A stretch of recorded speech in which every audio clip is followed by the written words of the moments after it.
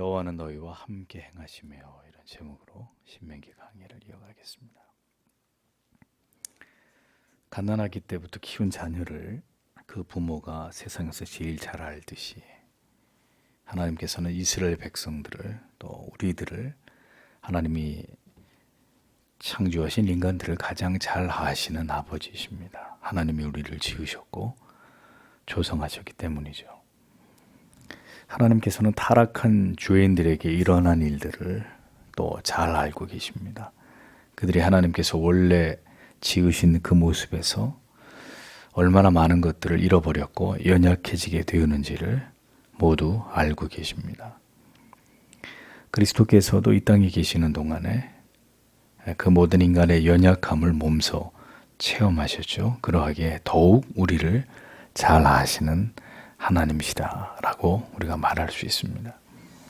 인간의 타락과 죄는 하나님 외에 무엇도 두려워하거나 무서워할 이유가 없는 우리들로 하여금 이제 정작 두려워해야 될 하나님은 두려워하지 않고 하나님을 제외한 모든 것을 두려워하도록 만든 우리의 영혼과 마음의 변이를 가져왔습니다. 그래서 정말 우리가 두려워해야 될 분은 하나님인데, 하나님은 더 이상 두려워하지 않고,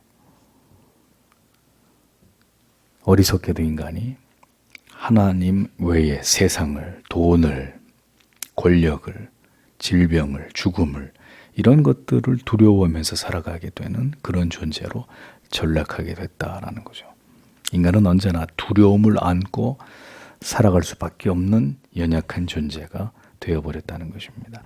이것을 누가 정확히 알고 계실까요? 하나님이 타락한 인간들이 얼마나 유약해 빠진 존재가 되어버렸는지를 정확히 알고 계셨다는 거죠. 그렇기 때문에 자기 백성들로 하여금 두려움을 통제하는 법을 하나님은 가르치셔야 했습니다. 이스라엘 백성들도 예외가 아니었죠. 그리고 그 일을 진행시켜 나아가는 교정이 어디였느냐? 바로 가나안 정복의 전장이었다라는 겁니다. 자, 1절에서 전쟁에 임할 때 이스라엘 백성들이 잊지 말아야 될 원리를 1절에서 분명히 밝히셨습니다. 자, 이제 그 내용을 또 구체적으로 말씀하고 있는 부분이 그 이하의 구절들이죠. 2절에서 3절을 보면, 그리고 그것이 일어날 것이다. 너희가 그 전쟁에 가까이 갈 때 그때 제사장이 나아가야 할 것이다. 그리고 그가 백성에게 고해야 할 것이다. 그리고 그가 그들에게 말해야 할 것이다. 이스라엘아, 너희는 들으라. 너희가 오늘날 너희의 대적들과 싸우기 위해 나아왔다. 너희의 마음이 결코 연약해지지 말라. 너희는 결코 두려워하지 말라. 그리고 너희는 결코 불안해하지 말라. 그리고 너희는 그들 때문에 무서워하지 말라. 이렇게 2절에서 3절에 기록이 되어 있습니다.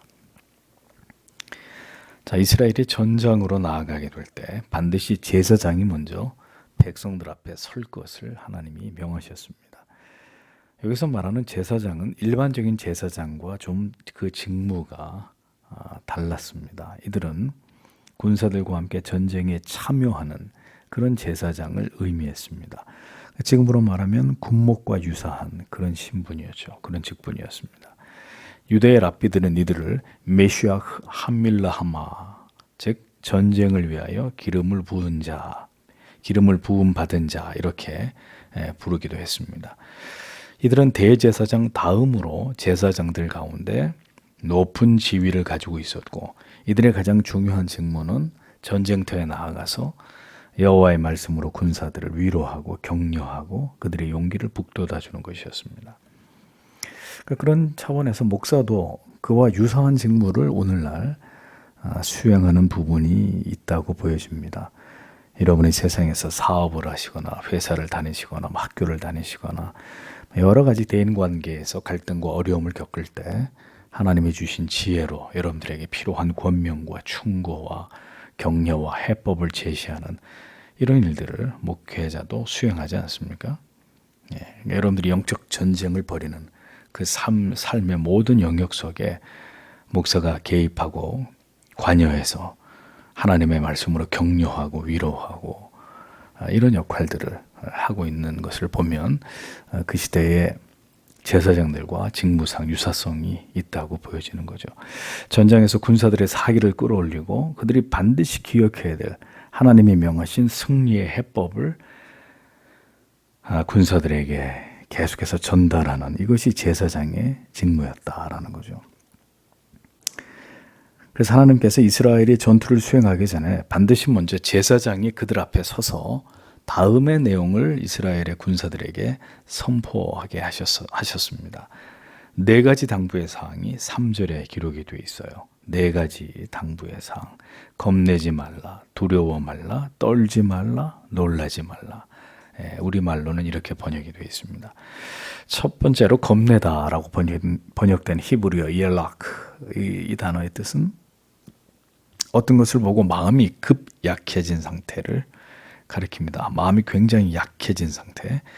그 다음에 두려워하다라고 번역된 단어 테러우라는 이 히브리 말은 어떤 대상에게 압도되어 가지고 그 대상에게 굴복하고 그 대상을 숭배할 정도로 큰 두려움을 갖게 된 것을 의미합니다.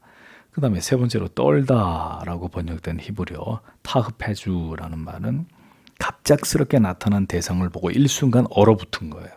일순간 큰 공포를 느끼게 된 이런 상태를 가리킵니다. 마지막으로 놀라다라고 번역된 히브리어 티아르추는 두려움 때문에 마음이 완전히 꺾여버려 가지고 전의를 상실해버린 상태를 의미하는 것이었습니다.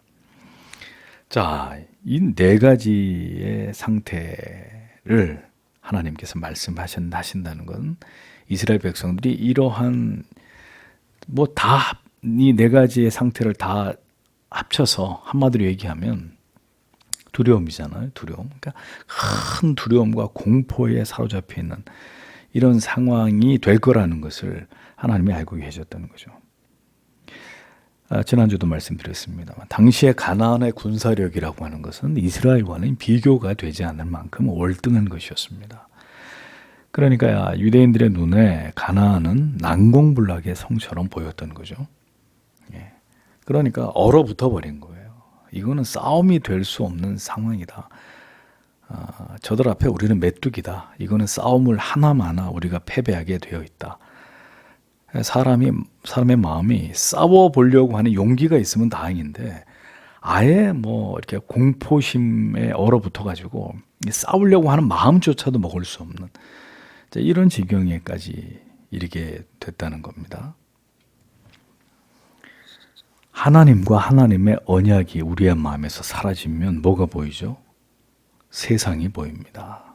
세상의 막강함의 신자가 기가 죽을 수밖에 없는 상황이 벌어지는 거예요. 하나님이 보이지 않으면 세상의 위력이 성도의 눈을 압도할 수밖에 없는 것입니다. 세상과 하나님을 알지 못하는 악인들은 우리를 두렵게 하고 우리를 괴로움과 고통에 빠뜨리기에 충분한 능력을 가지고 있는 자들입니다. 아주 거기에 능한 자들이죠. 힘으로 사람들을 윽박지르고 무시하고 멸시하고 경멸하고 조롱하고 이런 일에 능한 사람들이 세상 사람들 아닙니까? 그러니까 그들 앞에 우리는 때때로 메뚜기처럼 느껴지는 거예요. 속수무책으로 당하고 두려움을 느껴야 되는 이런 일들이 벌어진단 말이죠. 하나님을 잃어버린 인간은 이제 그 대신 세상을 두려워하면서 살아야 되는 그런 존재로 전락해버린 겁니다. 두려움을 알지 못하는 인간이 이제는 하나님을 두려워하지 않을 뿐 모든 것을 두려워해야 되는 존재가 되어버렸다라는 겁니다. 하나님이 지으신 인간은 두려움 따위는 전혀 알지 못하는 인간이었단 말이죠. 그런데 하나님께서 그 인간들을 떠나가시자 인간은 두려움을 느끼는 존재가 됐다. 수치도 느끼지만 두려움도 느끼는 존재가 되어서 풀숲 사이에서 몸을 가리고 자기들의 존재를 감추고 있는 그들에게 누가 두려움을 가르쳤습니까? 아무도 두려움이라는 감정을 만들어 놓지도 않았고 가르치지도 않았는데 두려움을 느끼게 됐어요. 뭐가 그렇게 만든 겁니까? 죄가 그렇게 만든 거죠. 세상이 두렵고 사람이 두렵고 돈이 두렵고 나보다 강한 힘을 가진 자들이 두려워진 그런 인간이 되어버린 것입니다. 하나님을 버렸기 때문에 하나님과 분리되어 버렸기 때문에 지금도 마찬가지입니다. 우리에게 믿음이 있을 때 강하고 담대하고 무엇도 두려워하지 않는 그런 하나님의 사람들로 당당한 삶을 살아갈 수 있는 것이지, 믿음이 소멸되면요, 우리 안에 은혜가 사라지고 하나님에 대한 신뢰가 사그러들면 어떻게 됩니까? 모든 것이 다 두려워지는 거예요. 근심과 염려와 걱정이 군사처럼 몰려와서 우리의 마음을 타고 짓누르면서 우리를 괴롭게 하고 고통스럽게 하고 절망스럽게 하는 일들이 벌어지는 겁니다. 압도당하는 거죠. 세상에 가지고 있는 힘과 그 악에 대해서 교회와 성도들이 찍소리도 못하는 그런 지경에 처할 수밖에 없게 되는 겁니다. 왜? 하나님을 멀리하고 있기 때문에, 하나님에 대한 절대적 신뢰를 잃어버리고 살아가고 있기 때문에. 그래서 하나님께서 이 근원적인 우리 안에 내재하는 두려움을 불식시킬 방법을, 그 해법을 우리에게 말씀하신 거죠. 그게 뭡니까? 4절에 왜냐하면 너희 하나님 여호와는 너희를 위해 너희 원수들과 싸우시기 위하여, 너희를 구원하시기 위하여 너희와 함께 행하시는 분이기 때문이다. 이렇게 기록이 되어 있습니다. 자, 이스라엘이 두려워하지 말아야 될 유일한 이유가 뭐냐? 여호와 하나님 때문이라는 거예요. 너희가 이렇게 놀라고 두렵고 떨리고 이런 상황인데, 그럼에도 불구하고 두려워하지 않을 수 있는 그 방법이 뭐냐? 두려워하지 않을 수 있는 유일한 길이 뭐냐? 여호와 하나님이 너희와 함께 한다는 것을 아는 것이라는 거죠. 여호와 하나님께서 너희를 위해서 어떤 일을 행하실 것이라는 것을 기억하는 것만이 두려움을 봉쇄할 수 있는 유일한 길이다. 그래서 이 4절에, 이 4절 한 군데에만 여호와 하나님을 어떻게 소개합니까? 세 가지로. 위에는 유다 백성들이 가나안에 대해서 느꼈던 두려움의 종류를 네 가지로 얘기하고, 그 다음 절에는 그 이스라엘 백성들이 두려워할 이유가 없는데, 두려워할 이유가 없는 이유가 뭐냐? 여호와 하나님이 이런 분이기 때문에 두려워할 이유가 없다. 이렇게 설명을 하는 거예요. 여호와 하나님이 어떤 하나님이냐? 세 가지로 설명을 하는 거죠. 여호와 하나님은 너희와 함께 행하시는 하나님이시다. 원문에 키 여호와 엘로에켐 하홀렉 임마켐. 무슨 말이냐? 왜냐하면 너희 하나님이 너희와 함께 걷는 분이기 때문이다. 이렇게 기록이 되어 있습니다. 자, 그러니까 이 4절 앞에 키라는 히브리 말, 왜냐하면으로 이 4절이 시작되는 이유는 바로 앞절에서 겁내지 말고 두려워 말고 떨지 말고 놀라지 말라. 왜 너희가 겁내지도 두려워하지도 떨지도 놀라지 말아야 될 이유가 뭐냐? 그 얘기를 4절에서 하는 거죠. 70연역에는 이 부분을 너희와 함께 싸움터에서 앞장서시는 분이시다. 이렇게 번역이 되어 있습니다. 자, 그러니까 첫 번째로 하나님은 너희와 함께 걷는 분, 너희보다 앞장서서 싸움터에 나아가시는 분이기 때문에 걱정할 필요가 없다, 두려워할 필요가 없다. 그 얘기예요. 두 번째는 여호와는 너희 대적을 치시는 하나님이시다. 너희 대적을 치고라고 번역된 이 부분, 원문에 레힐라햄, 라켐임, 오예베켐이라는 히브리 말이에요. 너희를 위하여 너희의 원수들과 싸우시기 위하여, 이런 말이에요. 우리 원수들과 누가 싸우는 거예요? 내가 싸우는 거예요? 하나님이 우리의 원수들과 그분이 직접 싸우신다. 너희의 원수들과 싸우시는 여호와다. 세 번째, 여호와는 너희를 구원하시는 자다. 너희를 구원하시는 자니라. 이 부분의 원문은 레호슈하 에트켐, 너희를 구원하시기 위하여, 이런 말이거든요. 자, 그러니까 이스라엘이 가나안과 싸울 때 절대로 두려워하지 말아야 될 이유가 뭐냐? 첫째, 여호와 하나님이 너희와 함께 걸어 나가셔서 그 싸움터에서 앞장을 서시는 하나님이기 때문이다.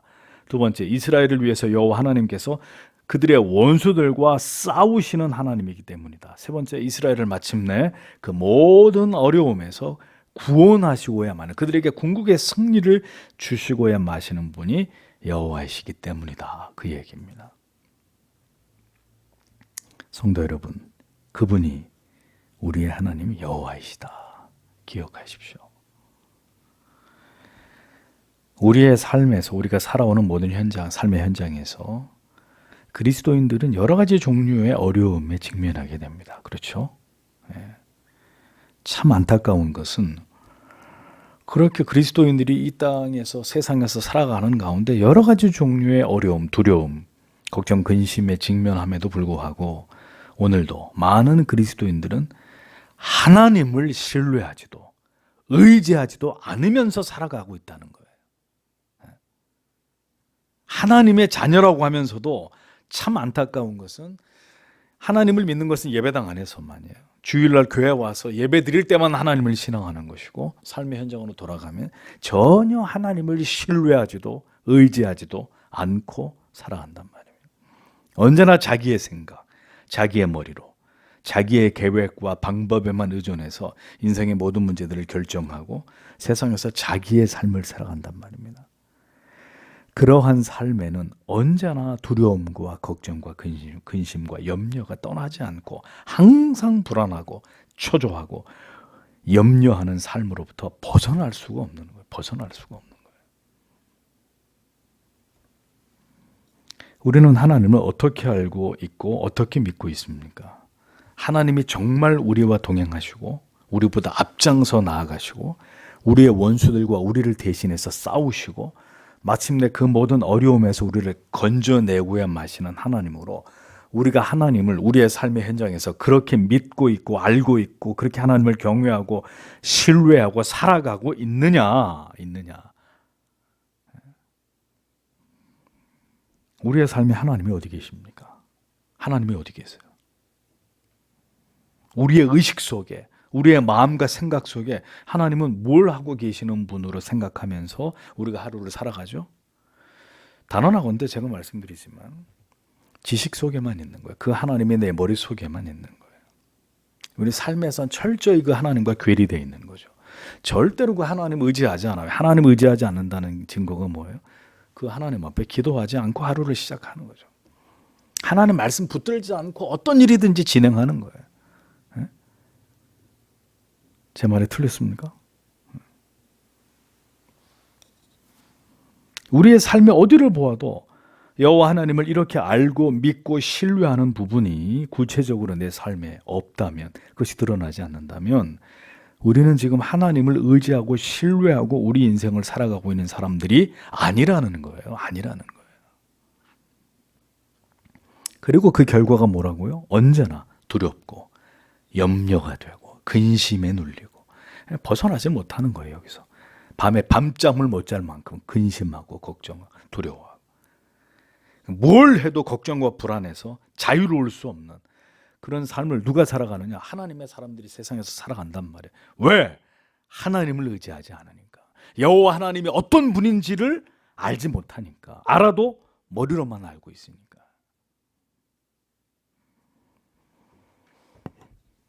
그러므로 우리는 기억해야 합니다. 하나님께서는 졸지도 주무시지도 않으시는 분이고 그분이 오늘 우리와 함께 걷고 계시고 우리를 위해 우리의 원수들과 우리에게 당면한 모든 문제들과 그분이 친히 싸우고 계시고 그리고 결국 이 문제들 속에서 그 어려움 속에서 우리를 건져내실 하나님이시라는 것을 기억하고 이것을 굳게 믿으면서 신앙의 길을 가야 된다는 거예요.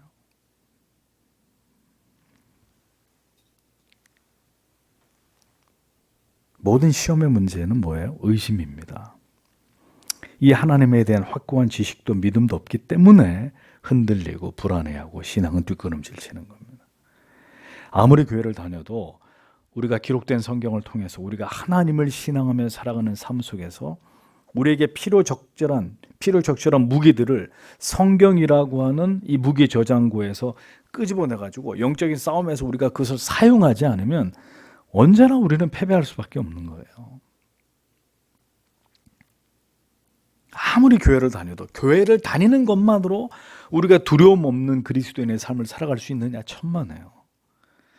하나님을 알고 하나님을 올바로 신앙하는 삶 속에서 하나님의 진리의 말씀 속에서 그때그때 필요한 무기를 하나님의 말씀에 언약의 말씀에 무기를 끄집어내가지고 그걸 가지고 영적 싸움에 싸워 나가지 않으면 우리는 항상 패배하고 항상 두려워하고 항상 불안한 삶을 살 수밖에 없는 거예요.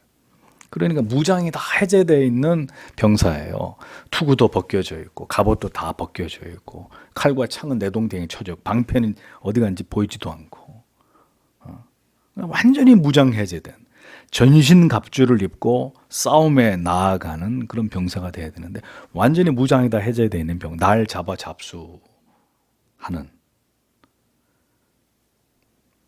그러니 삶 가운데 승리가 요원할 수밖에 없는 것이고, 늘 예수를 믿으면서도 온갖 걱정과 근심에서 평안을 날이 없는 삶을 살아가게 되는 것입니다. 그렇게 많이 교회를 다녀도 신앙을 가지고 세상에서 살아가지 못하는 이유는, 잘 기억하십시오 여러분, 하나님의 말씀에 대한 무지, 하나님에 대한 총체적 무지 때문입니다. 그렇게 오랜 세월 교회를 다녀도 그냥 그 사람의 믿음이 전혀 안 자라고 있다, 전혀 그 사람의 믿음이 성장하고 성화되어 가고 안팎으로 단단한 그리스도의 사람이 되어가지 않고 있다. 이유는 하나님에 대한 무지, 하나님의 말씀에 대한 무지 때문에. 그러한 무지하고 어리석은 믿음으로는 절대로 세상과 맞설 수 없고 막강한 화력을 가진 그들을 절대로 이길 수가 없습니다. 이길 수가 없습니다.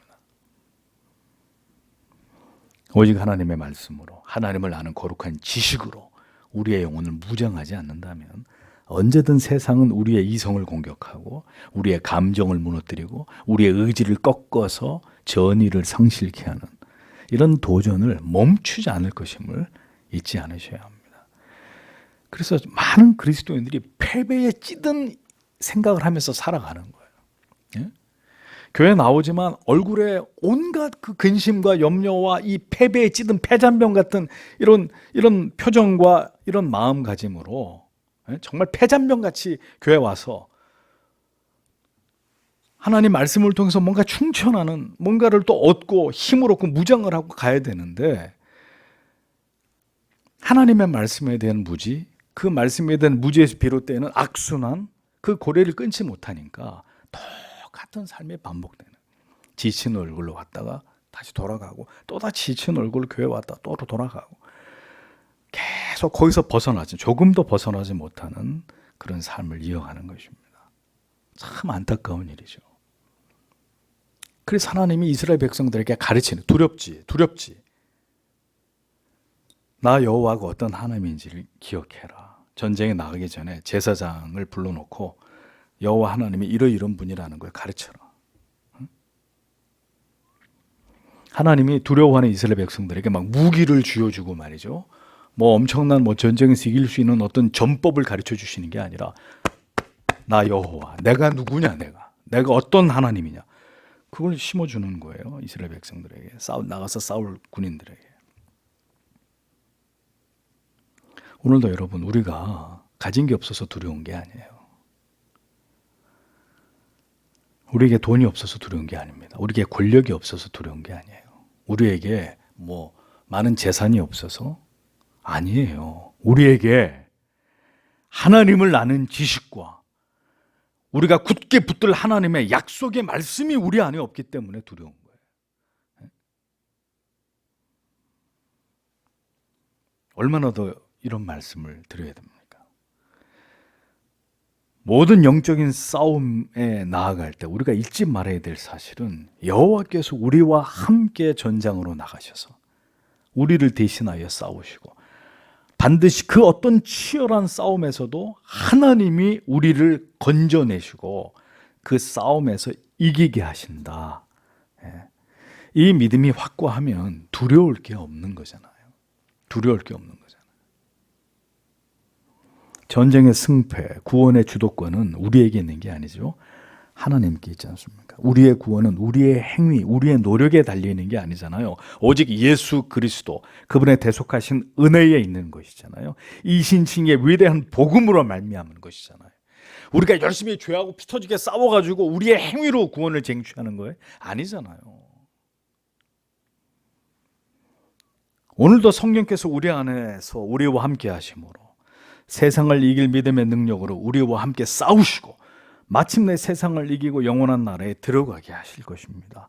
성령께서 그렇게 우리 안에서 우리와 더불어 그 구원을 이루어 가시는 것이죠. 그러므로 오늘도 믿음을 굳게 붙들고 성령과 더불어 행해야 되는 것입니다. 성령을 쫓아 성령께 순복하고 하나님의 말씀을 붙들고 성도의 길을 걸어가는 것입니다. 그게 우리가 살아가는 이유예요. 우리가 살아가는 방식이에요. 또 다시 말씀드립니다. 기도 말씀 다 던져버리고 무장 다 해제하면 뭘로 싸울 거냐고요. 뭘로 싸울 거냔 말이죠. 그래서 답이 나오지 않는 신앙생활이 반복되는 것입니다. 이제 기록하고 있는 내용은 전쟁에 참여하지 않아도 되는 면제의 규정에 대한 기록입니다. 5절에서 9절까지. 자, 그리고 관리들은 백성들에게 말하라 이르기를 새 집을 건축하고 그것을 봉헌하지 못한 사람이 있느냐. 그는 갈 것이다. 그리고 그는 그의 집으로 돌아갈 것이다. 그가 전쟁에서 죽지 않도록, 그리고 다른 사람이 그것을 봉헌하지 않도록. 그리고 포도원을 만들고 그것을 결코 먹지 못하는 사람이 있느냐. 그는 갈 것이다. 그리고 그는 그의 집으로 돌아갈 것이다. 그가 전쟁에서 죽지 않도록, 그리고 다른 사람이 그것을 먹지 않도록. 그리고 여자와 약혼하고 그녀를 결코 취하지 못한 사람이 있느냐. 그는 갈 것이다. 그는 그의 집으로 돌아갈 것이다. 그가 전쟁에서 죽지 않도록, 그리고 다른 사람이 그녀를 취하지 않도록. 그리고 관리들이 다시 백성에게 고해할 것이다. 그리고 그들이 말해야 할 것이다. 두려워서 그 마음이 연약한 사람이 있느냐. 그는 갈 것이다. 그리고 그는 그의 집으로 돌아갈 것이다. 그리하면 그가 그의 형제들의 마음을 그의 마음과 같이 결코 녹아지지 않게 할 것이다. 그리고 그것이 일어날 것이다. 관리들이 백성들에게 고하기를 마친 후에 그때 그들이 군대의 장관들을 그 백성의 머리에 둘 것이다. 이렇게 기록이 되어 있습니다. 자, 여기서 유사란 말이 나와요. 유사, 쇼테림 히브리 말인데 재판과 행정 업무를 보는 관리를 뜻합니다. 헬라어로 호이 그람마테이스라는 단어인데 아마도 여기서는 징병 심사를 맡았던 관리를 의미하는 것으로 보입니다. 그러니까 자기의 임의대로 전투에서 스스로를 난 전쟁 나가기 싫어 하고 자기 마음대로 전쟁에서 자기를 배제시킬 수 있는 게 아니라 이것을 결정하는, 이것을 담당하는 행정관의 심사에 의해서 전투에 참여할 자, 너는 이번 전투에서 제외될 자, 이게 결정되어지도록 그렇게 했단 말이죠. 자, 그런데 전쟁에서 면제가 되는 기준이 4가지였다는 겁니다. 첫 번째는 건물을 짓고 낙성식을 하지 않은 자 집으로 돌려보내라는 거예요. 낙성식이 뭐냐? 봉헌식을 말하는데요. 봉헌식은 언제 해요? 보통 이스라엘 백성 성전 짓고 난 다음에. 근데 성전 짓고 나서만 봉헌식을 한 게 아니라 이스라엘 백성들은 자기 가옥을 지어놓고도 하나님 앞에 이것을 기념해서 감사를 드리는 봉헌식을 드렸단 말입니다. 집을 지어놓고 봉헌식을 드려야 하나님 앞에서 이제 내 집이 되는 거예요. 하나님께 그렇게 봉헌식을 통해 감사를 드리고 나야 비로소 그 집이 내게 되는데 집은 다 지었는데 봉헌식을 하지 못한 상황에서 징집이 됐습니다. 자, 그래서 그 사람이 전쟁에서 죽어버리면 내가 지은 집인데 다른 사람 차지가 된단 말이죠. 그러니까 집을 다 지어놓고 봉헌식을 하지 않은 사람 집으로 돌려보내라. 두 번째는 포도원을 정성들에 가꿨어요. 갖고 가지고 그 해에 포도를 아직 만져보지도 못했습니다. 포도를 으깨어보지도 못했어요. 포도를 따보지도 못했다고요? 그런 경우 역시 전투에서 제외시켰습니다. 왜? 그 사람이 죽으면 그 포도원이 다른 사람 차지가 될 거니까 그 전쟁에서 제외시켜 주라는 거예요. 세 번째, 약혼을 하고 이어서 결혼을 하지 못한 그런 병사 전투에서 제외시키라는 거예요. 신명기 뒤에 24장 5절에도 보면 결혼을 한 지 1년이 되지 않은 병사 어떻게 해요? 병역에서 면제시켜 주잖아요. 아내를 기쁘게 해줘라. 너는 전쟁에 나오지 마라. 전쟁에서 죽으면 그의 약혼녀는 다른 남자의 아내가 될 수 있기 때문에 전투에서 배제시켜 줬습니다. 네 번째는 겁이 많은 병사, 두려움이 많은, 겁 많은 병사를 전투에서 제외시켰습니다. 왜? 나가서 싸워야 되는데 겁이 나가지고 부들부들 들고 바지에 오줌이나 지르고 이러면 다른 병사들까지도 사기가 저하될 거 아니에요. 그렇죠? 그러니까 유달리 겁이 많아가지고 막 전투를 수행할 수 있을 정도의 그런 담대함이 없는 이런 유약한 그 마음이 유약한 이런 병사들도 제외. 너도 나오지 마. 너도 전투에서 열외. 이렇게 4가지 경우에 전쟁에서 제외를 시켜줬단 말이죠. 왜 이런 기준을 적용해서 전쟁에서 제외시키는 이런 규정을 만들었을까요? 하나님께서 명하신 전쟁에 나아가는 자들은 오직 그의 몸과 마음을 하나님이 명하신 거룩한 전쟁에 모두 다 집중하고 거기서 쏟아 부을 수 있는 그런 자들만을 하나님이 요구하신 것입니다. 마음이 콩밭에 가 있는 사람들 안 된다는 거예요. 하나님의 성전을 감당할 수 있는 그릇이 될 수 없다는 거예요. 위에 네 가지 조건에 해당되는 자들은 몸은 전장에 나가 있어도 어떻게 되겠어요? 마음은 포도밭에 가 있고 약혼녀에게 가 있고, 예, 그럴 거 아니에요. 자기 지어놓은 집에 가 있고 필요 없다는 거예요. 전쟁에 나갔어도 온전히 전투에 하나님이 그들에게 준 이 거룩한 사명에 집중할 수 없는 사람들 나오지 말라는 거예요. 따라서 이스라엘의 군대는 수요의 많고 적음을 떠나서 전적으로 마음과 몸을 하나님의 뜻을 이루는 일에 자원해서 헌신된 자들로만 하나님이 구성하라는 거예요. 그렇게 하신 가장 큰 이유는 바로 앞에서 계속 설명해 왔듯이 전쟁의 승패는 군사의 많고 적음에 있는 게 아니라 여호와 하나님의 손에 달려 있기 때문이라는 겁니다. 하나님께서는 온전히 하나님께 자발적으로 헌신된 자들을 통해서 하나님의 위대한 일들을 이루기 원하셨다는 것입니다. 한 마음으로 하나님의 뜻을 받들 자들만으로 얼마든지 모든 전쟁에서 이기게 하시는 하나님이시기 때문에 하나님께서는 인간의 연약함이나 그들의 각 형편과 처지에 대해서 하나님의 어떤 부분에 용납하시고 배려해 주시는 거예요. 그러니까 너희가 뭐 더 나온다 그래서 질 전쟁을 이기고 이길 전쟁을 지고 그런 거 아니라는 거죠. 전쟁에 이기고 지는 것은 나 여호와 하나님의 뜻에 달려 있는 거지, 한 사람이라도 더 긁어 모아가지고 나간다고 해서 전쟁을 이기는 게 아니라는 거죠. 여러분, 우리가 하나님의 나라를 세워갈 때 반드시 깨달아야 될 진리가 이것입니다.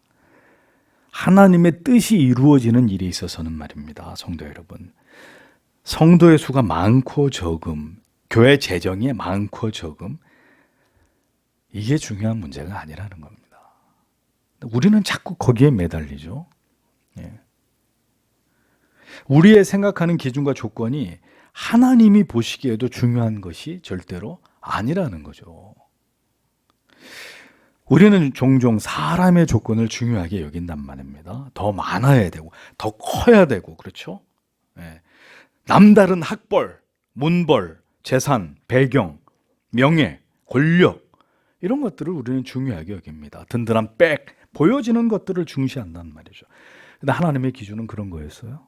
아니란 말입니다. 하나님의 기준은 그런 것들에 있지 않았습니다. 하나님께서 원하시는 마음, 온전한 믿음, 그것이면 좋겠다는 거죠.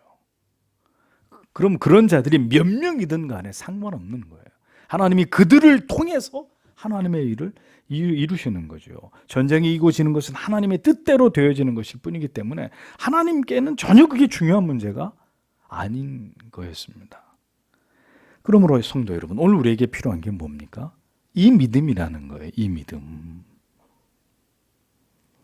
하나님을 온전히 신뢰함으로 우리의 약함을 두려워하지 않고 우리의 적음을 부끄러워하지 않는 것입니다. 하나님은 많은 군대를 요구하신 것이 아니라 소수의 우수한 정예군을 원하셨단 말이죠. 전적으로 하나님을 신뢰하면서 하나님께 헌신된 자들, 하나님의 함께하심과 능력을 절대적으로 신뢰하는 자들, 그들로 하나님은 족하셨던 겁니다. 그래서 사사기 7장을 보십시오. 뭐가 나와요? 기드온의 군대가 나와요. 기드온의 군대가 처음에 몇 명이었어요? 32,000명이었어요. 하나님이 다 필요 없어, 다 걸러내, 다 추려서 몇 명 남겨놓을? 300명만. 32,000에서 300명. 그 싸움의 결과는 어떻게 됐습니까? 미디안과의 전쟁에서 대승리를 거두었죠.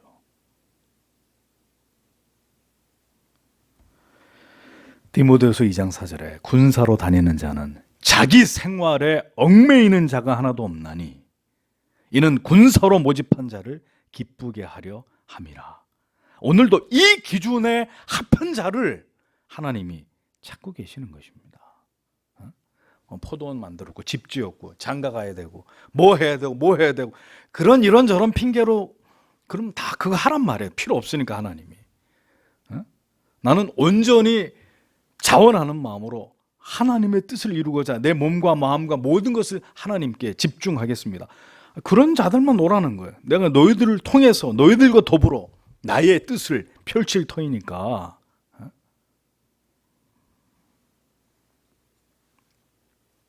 여러분, 또다시 그런 자들을 통해서 마지막 때 영적 전쟁을 하나님은 준비하실 것입니다. 대형교회가 앞장서, 저는 꿈도 꾸지 않습니다. 앞으로 어떤 영적 전쟁에 우리나라의 굴지의 대형교회들이 앞장서서 투쟁을 한다. 절대로 죽었다 깨어나도 저는 그런 거 기대하지 않습니다. 하나님을 뜨겁게 사랑하는 사람들이 선봉에 서는 거죠. 오직 십자가의 복음에 불타는 사람들이 그 일을 감당하는 거지. 하나님은 또 이와 같은 방식으로 마지막 때의 영적 전쟁을 치룰 그리스도의 군사들을 준비시키실 것입니다. 언제는 다수가 싸운 적이 있었습니까? 여러분, 성경과 교회사를 보세요. 하나님 편의 선자들이 다수였던 때가 있었냐고요. 하나님의 능력은 결코 사람의 수에 있지 않습니다. 믿음에 있는 것입니다. 절대적인 믿음. 비록 적은 교회이나 저는 이 교회가 그렇게 준비되어져 가는 교회이기를, 그리고 여러분들이기를 소망합니다. 정말 하나님의 마음을 시원케 해드리는 믿음의 사람들이, 비록 소수이지만 정말 하나님의 마음을 시원케 해드리는 믿음의 사람들이 일어나는 그런 교회가 작으면 어떻습니까? 그런 사람이 다수가 아니면 어떻습니까? 많은 사람들이 가는 그 길로 행하는 것이 아니라 그 길이 협착하고 찾는 이가 적은 그 길로 꾸역꾸역 걸어가는 그런 성도님들이시기를 소원합니다. 우리에게 잔존하는 모든 두려움을 온전히 거두시고 우리가 의식하고 부끄러워하는 것들을 모두 제하셔서 우리가 진정으로 하나님만을 의지하고 신뢰하고 하나님께 우리의 마음과 몸을 온전히 드리는 성도로 세워지기를 여러분 기도하십시오.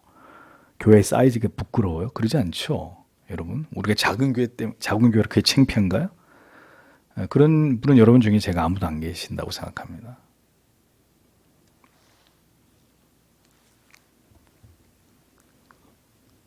죄인들에게는 모두 떨칠 수 없는 두려움이 있습니다.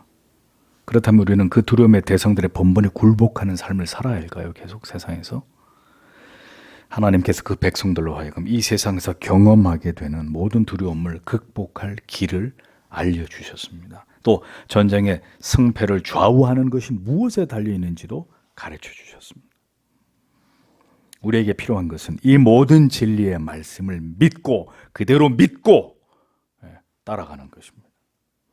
하나님께서 우리에게 주신 이 생명의 말씀을 통해서 오늘도 하나님이 우리에게 믿음을 불어넣어 주시고 신자는 신자가 걸어가야 되는 삶을 선택해서 그 길로 걸어가도록 하나님이 우리를 붙드시고 인도하시는 은혜가 있다는 것을 알고 오늘도 하나님 그 은혜를 우리에게 충만하게 부어주십시오. 그러면 우리가 여호와 하나님을 의지해서 두려움 없이 담대하게 세상에 나아가서 진검승부를 펼치는 그리스도의 군사들이 될 것입니다.